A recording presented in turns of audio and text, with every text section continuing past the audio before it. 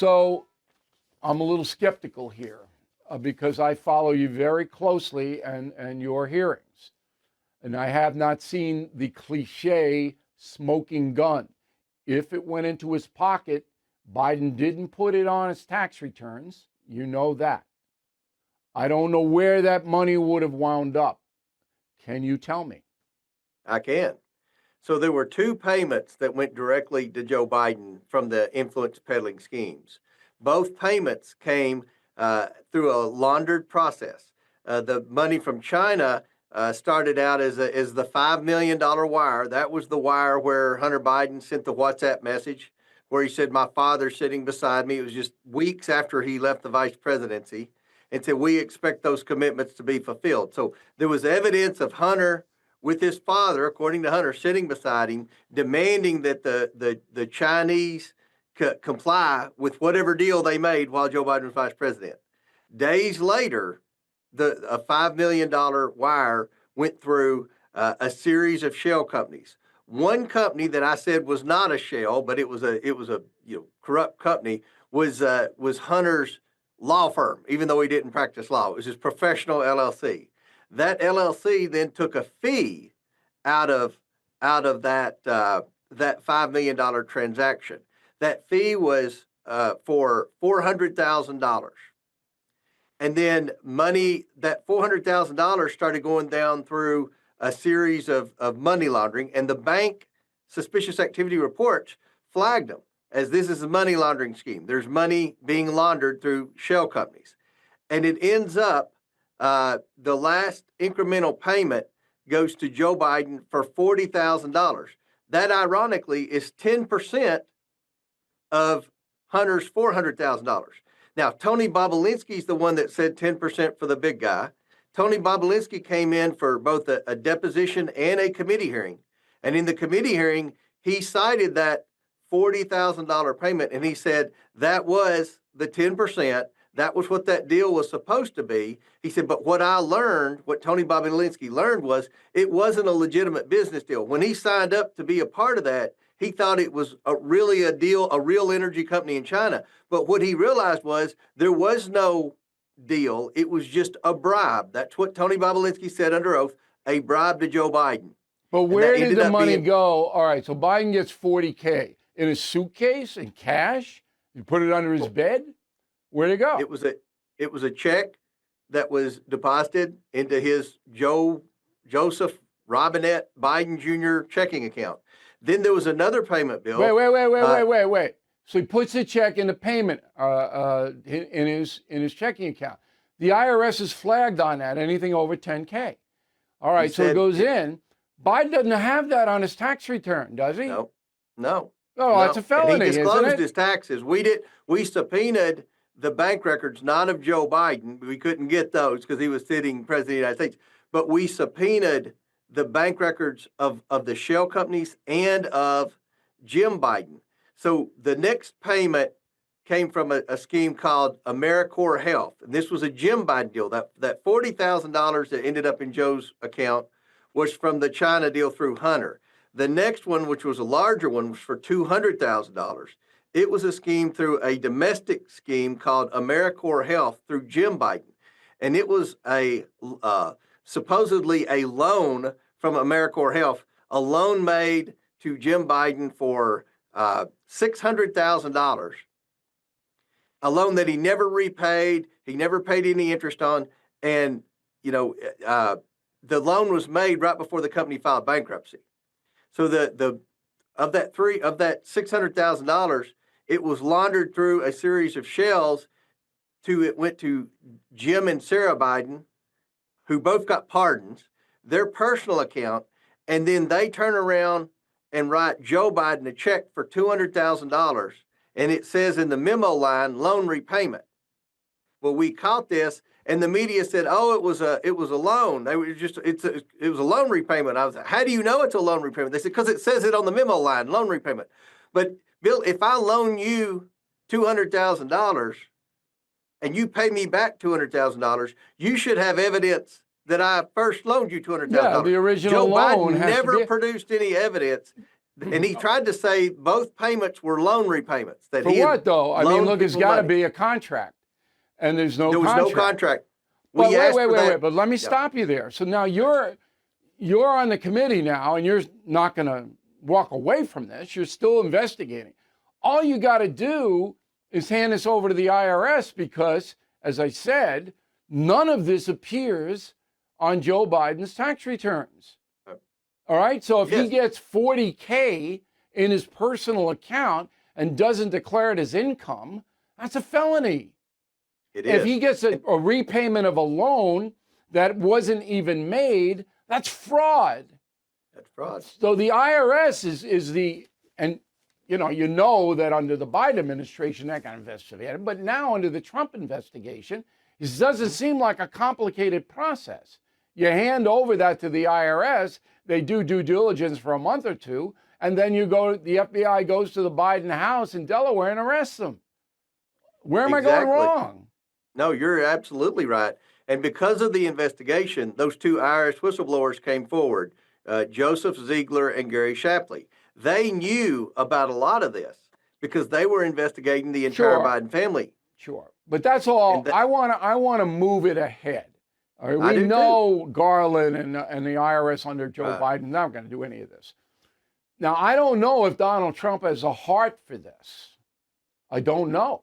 He's been asked a couple of times, look, are you going to go after Joe Biden criminally on these situations? But understanding what Trump himself went through in the whole process of everybody coming after him. Number one, the press is, if you ever did that, the IRS ever, charged Joe Biden, the press go nuts. It's Trump, it's Trump's vengeance. You know what the thing would be. Okay. But have you spoken with the president about this? Do you know if he's going to aggressively go after Biden on these criminal charges? I saw President Trump at Mar-a-Lago. There were some other committee chairs there a couple of weekends ago, and he just came up to me and started talking about the investigation and said, you did a great job exposing the fraud and the schemes and all that. And I said, well, Mr. President, the investigation's been done. I strongly encourage your administration to follow through and hold these people accountable. I said, at the time he had only pardoned Hunter. I said, I fully expect him to pardon Jim Biden. Now, I was surprised that he pardoned the spouses because, Bill, the only place you will find the name of the spouses involved in the scheme is in my book. And I think whoever read my book, the Biden legal team, and encouraged Joe Biden to issue the pardons for the spouses, too, because there were 10 family members, including Joe Biden. Well, they all filed joint tax returns. That's why they did that. So they had to, because all of this money wasn't declared. Right, and that's the crime. That's like Al Capone. They got him on tax evasion. It's the same exact thing. All right? And Bill, I come from a banking background, from a family that was involved in banking. I was the director of a bank for many years. And tax returns don't tell the true story. Bank records do. Bank records don't lie. People can cheat on their taxes. The way taxes are set up, they're set up to be manipulated. But you cannot lie on bank records. And the bank records showed where they were laundering money, and the banks caught them. So the private banks did everything right. No, they signaled it. Look, the case is overwhelming at this point. The problem is whether the Trump IRS is going to go after, like they did go after Hunter. All right, now Hunter's pardoned. They had him. The IRS got him. But the IRS, it seems to me, if all of the things that you have written in your book, and I'm going to mention it again, because if you want the details, Congressman Comer has them, All the President's Money by James Comer. If the IRS goes after President Biden, even though these offenses were committed while he was vice president, allegedly committed, all right, it's not a hard case to make, is it? No, it's not. And the Irish investigators, when they came forward and we had our committee hearing, they said they wanted to question Joe Biden because obviously the money was coming because of Joe Biden. Yeah, sure, but he's never going to do that. But now he's stripped of all protection. Right. And you've got a new Irish commissioner, Billy Long. And, I hope that they do this because if you look at what Hunter Biden was charged with in tax evasion, Bill, the IRS let a bunch of statute of limitations expire on some other tax charges. Right, but this one, no, it's in the zone. But anyway, keep us posted here. And if you don't think the Trump administration is doing what it should, you got to let me know. I mean, because we're looking out for the country. You can't have a vice president or a president taking bribes. That's right. So now there is allegations. There are allegations that Biden didn't know what he was signing when he made executive orders. And AutoPen. Now, it's insane because you see Trump every day signing executive orders and holding them up. Biden couldn't do that. And AutoPen had to do it. Very strange. Worth investigating. Now, throughout history, beginning with Harry Truman, AutoPens were used by presidents, but not on executive orders and laws and things like that. However, Edith Wilson signed her husband's name, Woodrow Wilson, to a whole bunch of very important documents because Woodrow had a stroke, couldn't do anything, and nobody knew about it. Confronting the presidents. If you haven't read it, shame on you. So Edith was actually running the government. But now we have AutoPen running the government, maybe. So an outfit that's looking at this very hard is the Heritage Foundation, based in D.C., and its chief counsel of the Oversight Project, Kyle Brosnan, joins us now from Washington. So how bad do you think this is? It's pretty bad, Bill. So zooming out a little bit, the Constitution vests powers of signing bills into law, issuing pardons, things like that in one person and one person only, the President of the United States. And for things like pardons and bill signings, his physical signature is what authorizes or completes that process. And we have found evidence that President Biden did not hand sign multiple pardons and acts of clemency throughout his presidency, including the pardons of the January 6th committee members, Dr. Anthony Fauci, General Milley, and the pardon for the commutation for everyone on federal death row in the waning days of his administration. And so it leads to a question, if you combine that with the practical issues of Biden was clearly out of it, his mental faculties were diminishing throughout his presidency, it begs the question of who was running the country, who had authorization to sign these pardons, who had access to the AutoPen. And so we are uncovering multiple exercises of the pardon power, which only belongs to the President of the United States, that he did not hand sign those documents. An argument might be made that he knew about the documents and was just too lazy to sign them. That may well be the case, but we need to understand who had access and control of that AutoPen. And maybe there is a written trail of evidence of of him authorizing those actions. But we've seen time and again throughout the last 4 years that the President Biden's mental capacity greatly diminished throughout his presidency. We saw the disastrous debate performance where he paused for over a minute. We saw gaffe after gaffe on the media and speaking in public. We saw Special Counsel Robert Hur refuse to prosecute him, in part because he is an elderly man with a poor memory. And so if he is too senile to see his day in court for mishandling classified documents, then there are serious questions as to his mental ability to execute his offices of the presidency. All right. So what if it comes to light that Biden didn't know about what he was signing or what the AutoPen was signing, and he had no interest in it, and they just went out? There's no mechanism to reverse those orders, is there?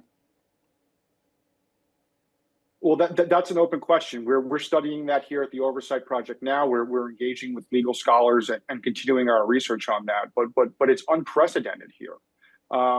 Generally speaking, President Bush, for example, would have bills flown halfway around the world for him to sign here. But use of the AutoPen to this scale to exercise a power that solely belongs to the president and cannot be legally delegated to anyone is unprecedented. So I think the next step is it's terrifying. Yeah, there's no doubt about it, and I've said this from the very beginning. He was not in charge. Let's look at the men who were in charge, and you give me a rundown of them. First one is Ron Klain, White House Chief of Staff from 21 to 23. Klain had an enormous amount of influence in that White House, correct? Yes. What's your assessment of him? So, I mean, you see the reports that President Biden kept a notoriously close circle. He had a number of consiglières throughout, his very long political career. One other person that may have had access to it is Neera Tanden.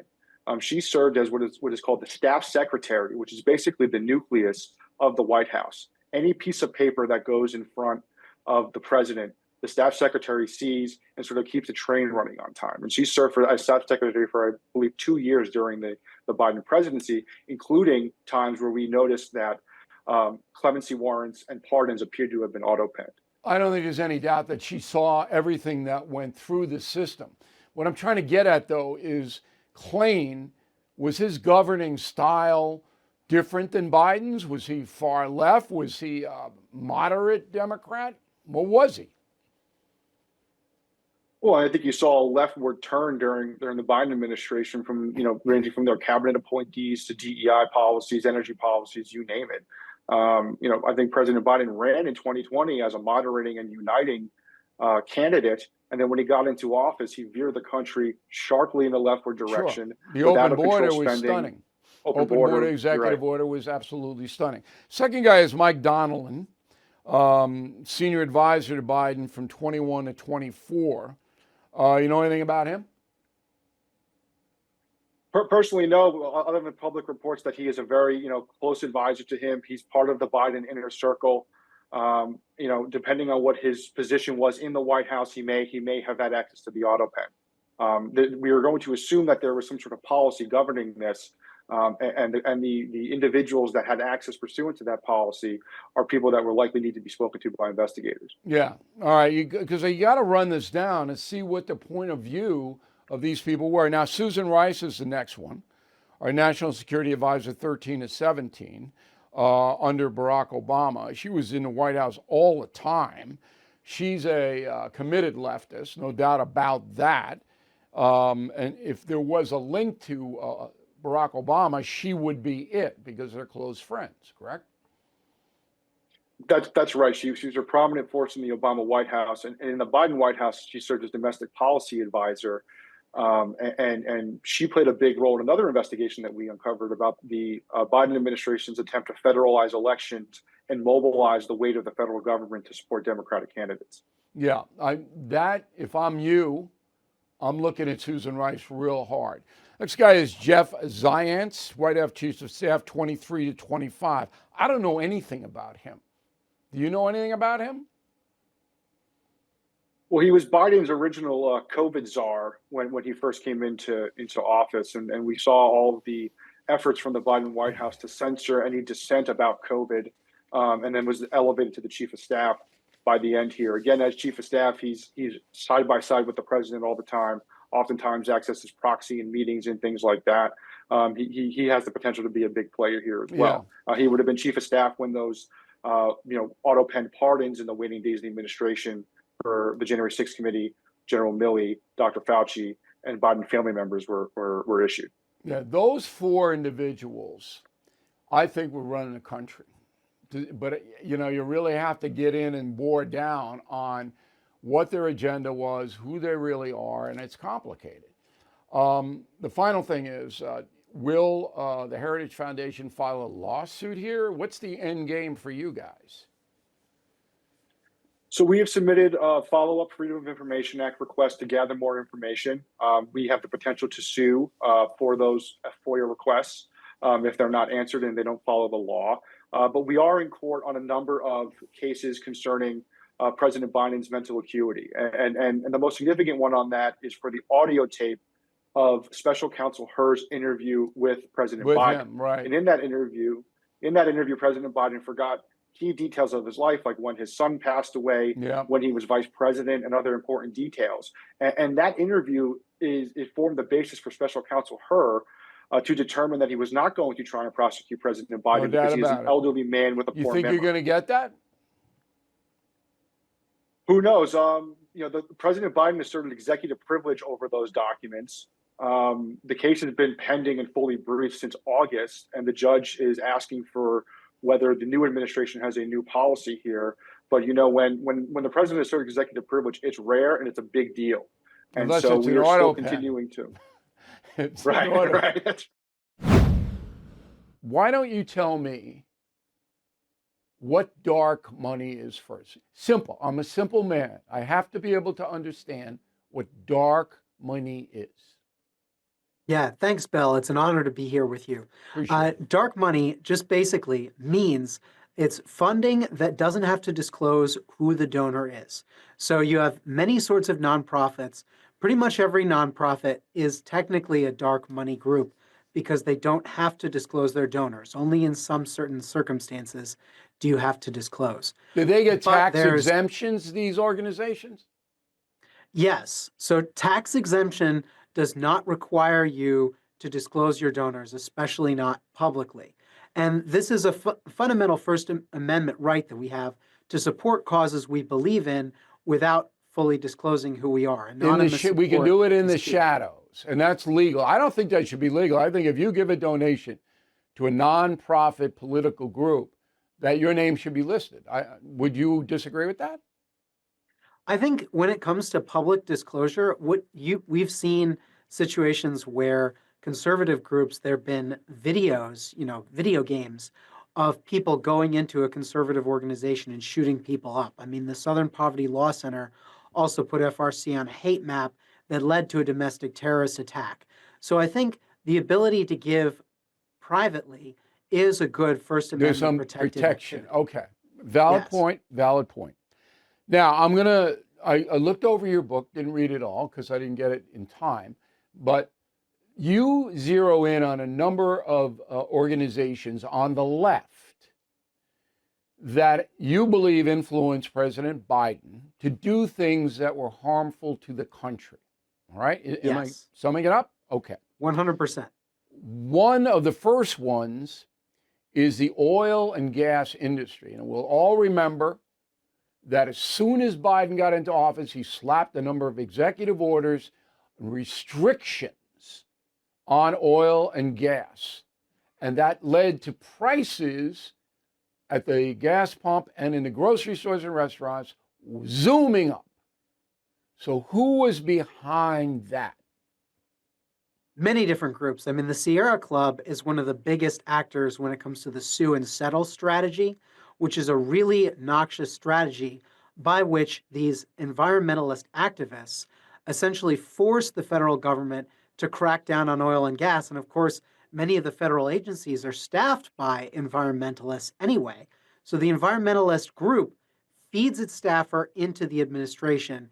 The administrative agency gets a lawsuit from the Sierra Club saying, crack down on oil and gas, or else the agency wanted to do that anyway. So the agency says, oh, sure, we weren't following the law. We weren't being hard enough on oil and gas. They crack down on oil and gas. Sometimes they give a settlement to the nonprofit too. So you have really this back scratching between these two. Okay, and that's all driven groups. by the global warming crew, right? Climate change crew. They don't want the fossil fuels, so they're going to try to de-emphasize them as well. And Biden buys into that almost immediately, correct? Oh, yes. And of course, if you look at the Inflation Reduction Act, before it passed, he said, oh, this was going to bring down inflation. After it passed, he said it was the most historic investment in a generation in green energy. And so he tapped John Podesta, the founder of the Center for American Progress, and Hillary Clinton's former campaign chairman, to direct billions of dollars in federal government spending to his green cronies. Okay. Then you have gender ideology. This almost came out of nowhere, this trans stuff. It just kind of bam, right in, and you had a presidential candidate, Kamala Harris, saying, yeah, if you're in jail or if you're an illegal alien and you want to change your gender, we'll pay for it. The American workers will pay for it. How the heck could that happen? Yeah, so I think the Human Rights Campaign is the short answer to that question. This is a very influential group because of the ESG movement in capitalism. A lot of funders, a lot of venture capitalists said, we're not going to give money to companies unless they fit everything that the Human Rights Campaign does. So they have a corporate equality index. For Biden, they released a blueprint for positive change. The Biden administration followed 75%, implemented 75% of that blueprint. So I call it the Biden Equality Index, and I go through every single thing in my book. I did all the research to show how the Human Rights Campaign was calling the shots. Why woke? Why trans? So few of them. With 340 million people here, and this becomes the headline that we got to do this, and kids can do it, and everything else. Why do they pick them? What was that all about? It throws society into confusion. It divides people. It undermines people's trust in their own ability to think. And I mean, that's one of the main issues here is we have the woke elites pushing their agenda on the American people. And most people, they're like, oh, if somebody is struggling, they want to have compassion. So you hear, oh, somebody's confused about their gender. I don't want to be mean to them. But at the same time, these policies make women unsafe in their private spaces. They make things unfair. Sure, the unintended consequences on the athletic field and everywhere else. Now, final question for you, Tyler, and it's a good book, and it's Woke-topus. That's better. I can finally pronounce it, Woke-topus, and it's something you guys should consider getting. Do you think Biden knew what he was doing, signing all of this insanity, that it just unraveled the American government to the extent where the incoming administration has to spend all of its time, 100% of its time, just trying to get the insanity out? Do you think Biden knew what he was doing when he signed these EOs? That's an excellent question. I think the woke activist groups and the Woke-topus knew what they were doing. And no, so they when you absolutely talk about, knew. Yeah. But were they taking advantage of an infirm man? Oh, absolutely they were taking advantage of him. But I also think he thought that this is where the Democratic Party is. He always goes to where he thinks the center of the Democratic Party is. And the Democratic Party has moved so far off the reservation that this ideology, this woke enforcement of their views on the rest of us. I mean, you got to remember, one of the groups in my book is the Southern Poverty Law Center, which raises money by comparing conservatives to domestic terrorists, to the Ku Klux Klan. Yeah, I know. And they were brought into the Biden White House. To watch the full episodes of the No Spin News, visit BillO'Reilly.com and sign up to become a premium or concierge member. That's BillO'Reilly.com. Sign up and start watching today.